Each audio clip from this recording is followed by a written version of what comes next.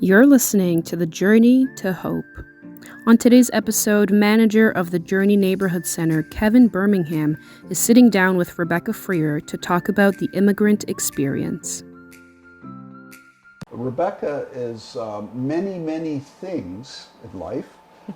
One of them, though, is an immigrant from Congo. And we want to talk a little bit today about the immigrant story and what you went through. So many of the people in our community here probably can relate, maybe not coming from Congo, but from coming other parts of the world. And they've had to navigate the immigrant experience, something that I haven't. I immigrated from Toronto to Brampton, but then I went back to my home country of Toronto again. And that's been my entire experience with immigration, crossing the border between Mississauga and Etobicoke. Nice. Yeah. So tell us a little bit about yourself, not just from the immigrant experience at this point, just who you are and what it's about for you, and then we'll get a little bit deeper into that. Yeah, thanks for having me here today, Kevin. I appreciate it. It's always nice to have a chat.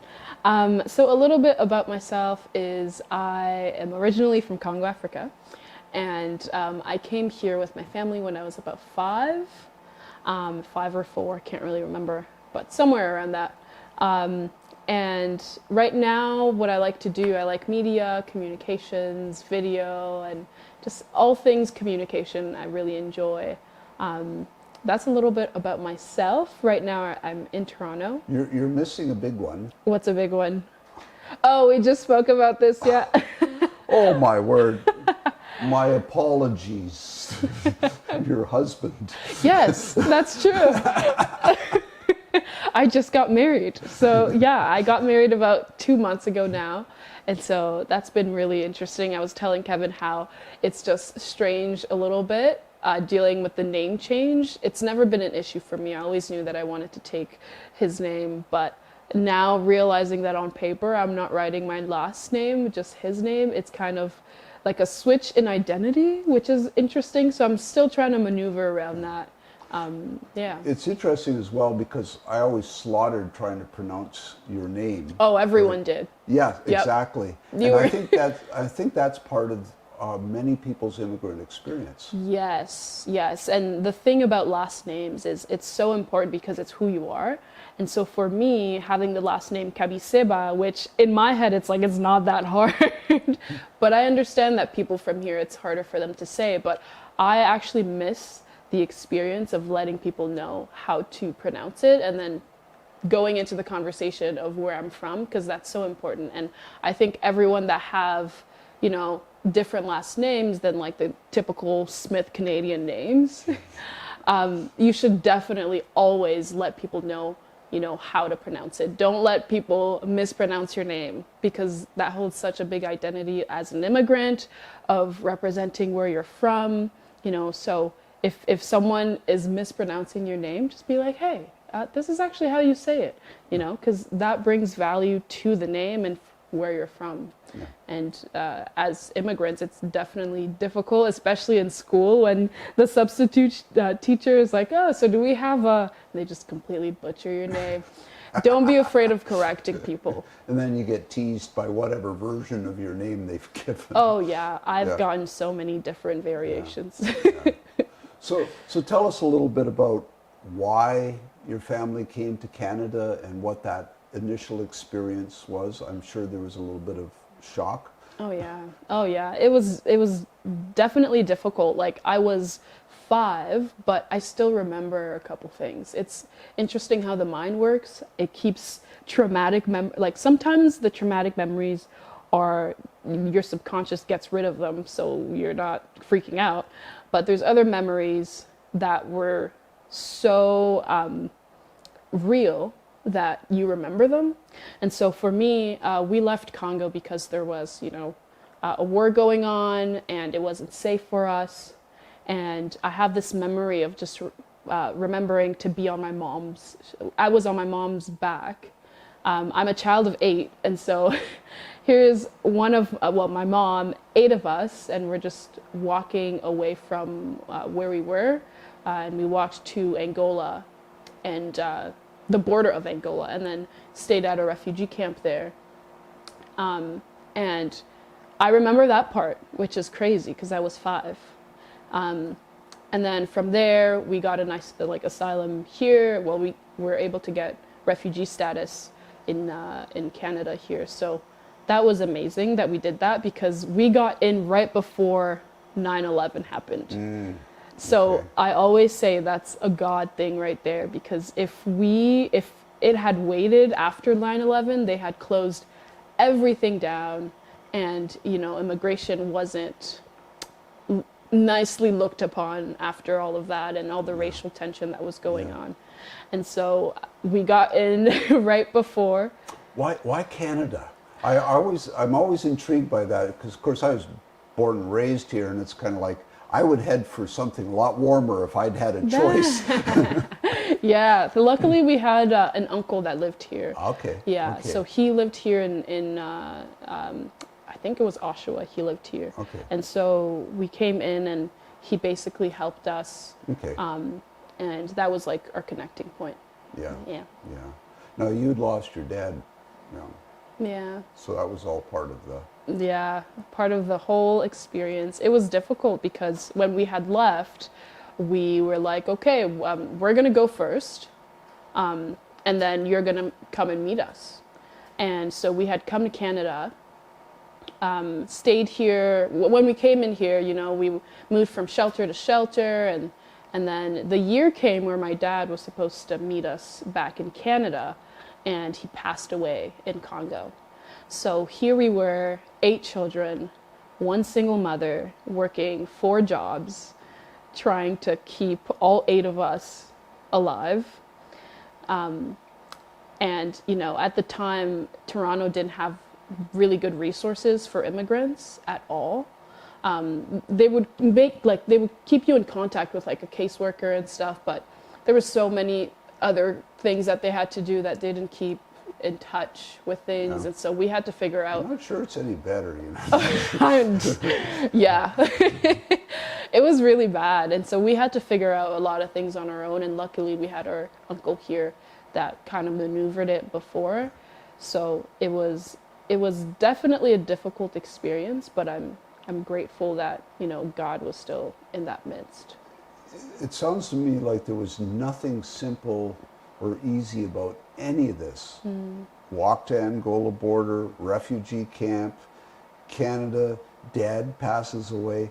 This does not sound like a simple or easy transition in life. No, it wasn't at all. And another layer to that was the language barrier. And for a lot of immigrants, that's really, really difficult trying to adapt to, Canada or Toronto. And Now, you had French? yeah, so French is one of the main languages in Congo. Yep. And there's about 400 other dialects. Yes. And do you there. have at least one of them? Yes, I do. So when I actually came here, speaking of languages, I spoke French, Lingala, and Chiluba. And then I came here and I had to learn English. Yes. Because of the schools. Yeah. And while I was learning English, I forgot one of my native languages. Ah. Yeah, I forgot how Really? to speak it. Yeah. So now I can understand, but I can't reply, Okay. which is strange. Does that feel like a big disconnect for you? Absolutely. Yeah. A big disconnect. It's funny because here in Toronto, I feel like, okay, I'm not Canadian, I'm from Congo. But then when I'm around my family, I feel like, oh, I'm not 100% from Congo, because they were there, they grew up in Congo. I was only there till I was 5. Yeah. So there's a little bit of a disconnect on both ends, and you kind of wonder, okay, where am I going to feel 100% at home? I think that hits the heart of the immigrant experience, does Exactly. it not? And that. So how does one feel at home? Man, I don't know, Kevin. I'm still trying to figure it out. But I think one has to be transparent about where they are right now, and want to learn, and being okay with saying that I didn't grow up, in my homeland.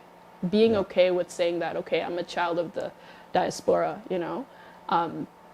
being okay with that, because sometimes it feels like you're not really from where you are from, you know, you're not really Congolese because you grew up in Canada. Seeing that, being okay with that, and now learning, you know, you have so many resources in front of you now that you can learn about your country. So why not, you know, learn as much as you can? I feel like now I've had the chance to learn a lot about my country from the internet, documentaries, family members. Like, how much do you actually talk to your family members about back home, you know? How much do you actually try to get as much information from them? They're there, they're like a walking resource, right? So being okay with where you're at and wanting to learn. I'm trying to imagine the challenges that come with that. Have you ever been back to Congo? I actually have not been ever since I came here in 2001. Okay. Yeah, so I'm going back next year with my husband, so that's going to be an experience. Probably on 2 levels. Yes. Nicholas is white. He's a white man from Canada. So it's going to be an experience for him. It's going to be an experience for me going back for the first time, and for us as well as a couple. So probably a lot of culture shock. Oh yeah. Yeah. He's preparing with reading books about Congo. He's reading language books and history books. Having been there, I'm like, Nick, even my mom moved back and she was like, there's so much you can do to prepare, but it's never going to be the same in books and in person.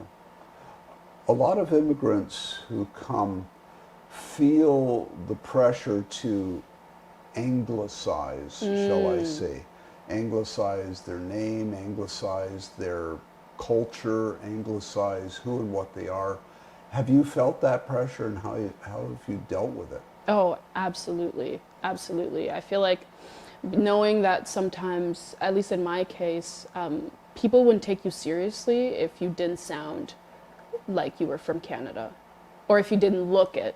You know, as a Black woman, already you have that visual, minority.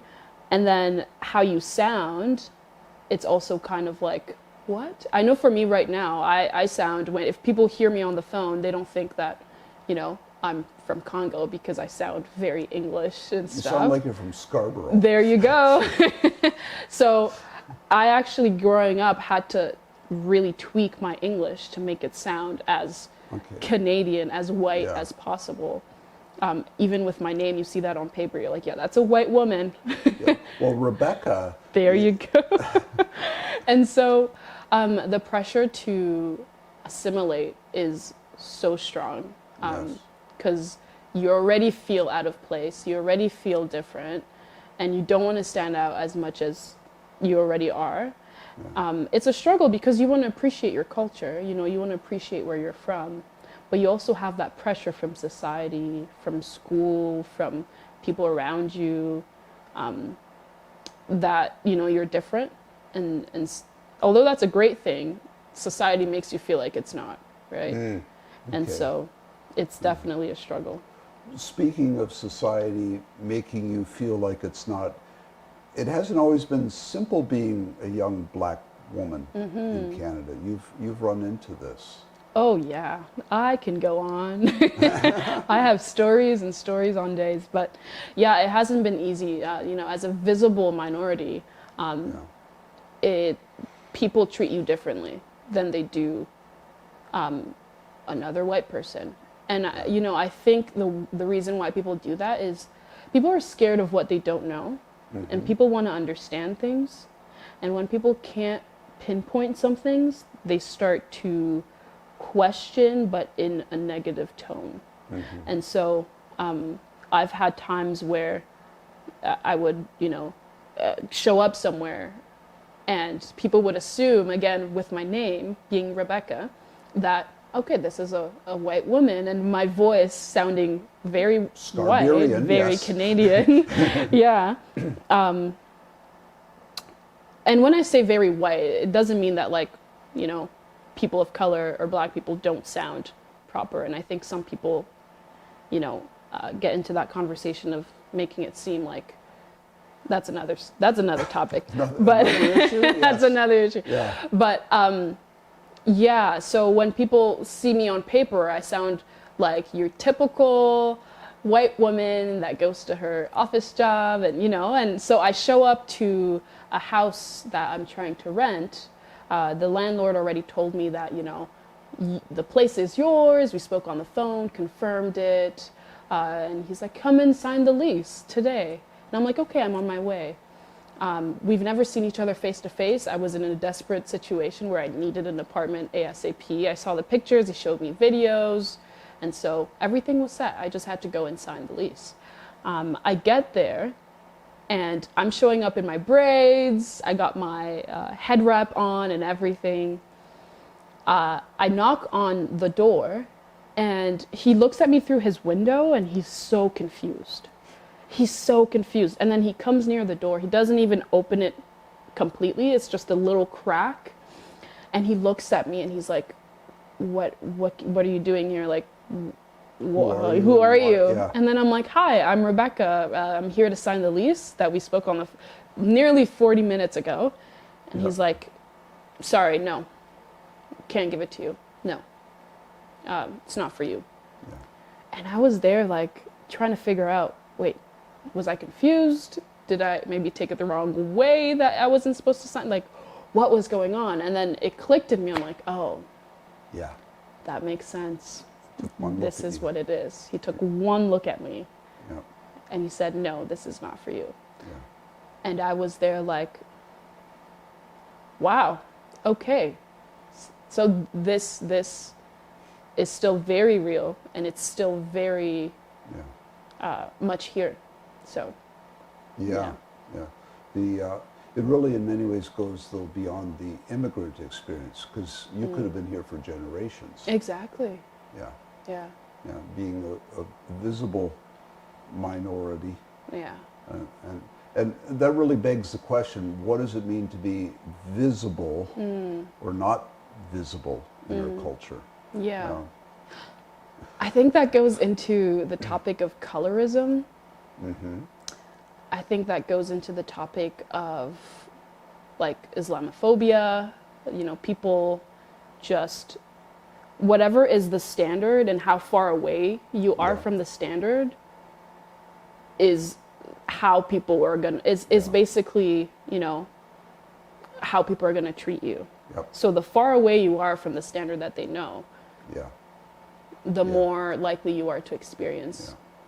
And it's interesting because this region, the GTA, likes to think of itself as multicultural, multi-ethnic, multiracial, multilinguistic. I think they see 250 different languages or whatever is spoken here.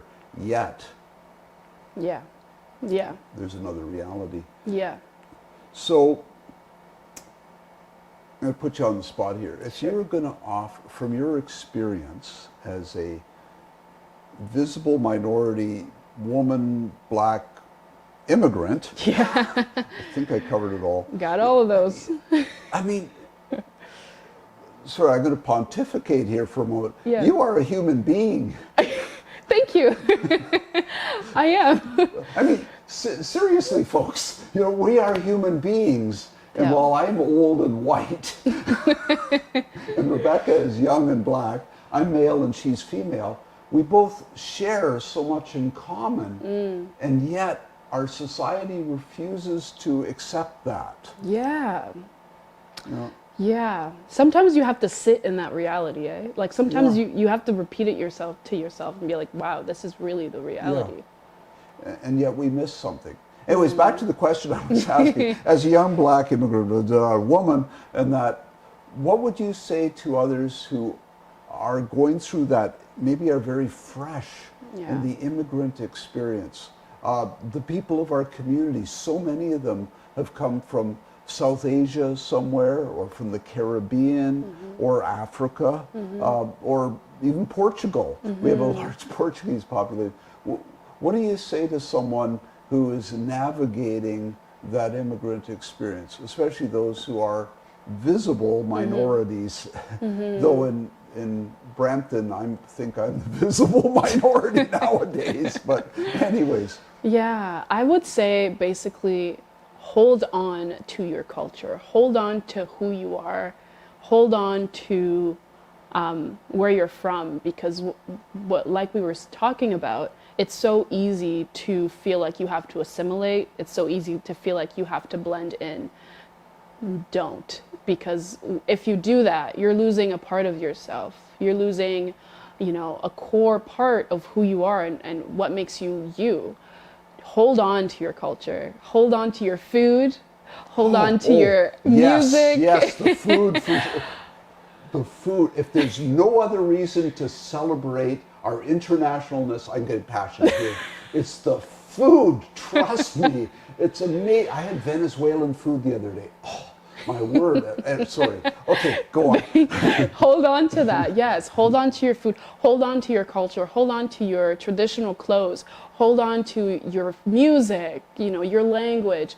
Don't feel like you have to give that away to assimilate, to feel like you blend in, because that's when you give away a part of yourself that the world needs, that your community needs, that you need, that your friends need, that people around you need. When you do that, you're essentially now a walking testimony for another immigrant. Mm-hmm. For me, if I saw another Congolese person at lunchtime in high school eating their fufu and their pondu and like their food, I felt encouraged now to bring my own, and so hold on to that. Hold on to your identity. Hold on to your culture. Don't assimilate, and like I said, society makes you feel like you need to. Yeah. Don't do it. Yeah. So celebrate who you are and where you're from. There you go. Celebrate who you are and where you're from. And enrich, especially with the food, sorry, and enrich this land. Yes. Because we really benefit from all of that. Yeah.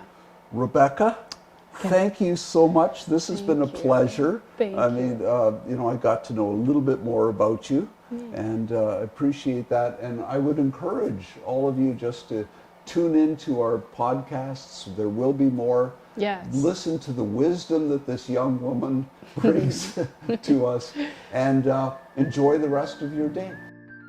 Thank you for tuning into this episode of The Journey to Hope.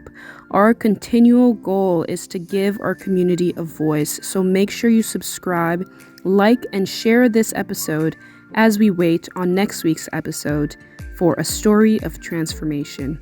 See you then.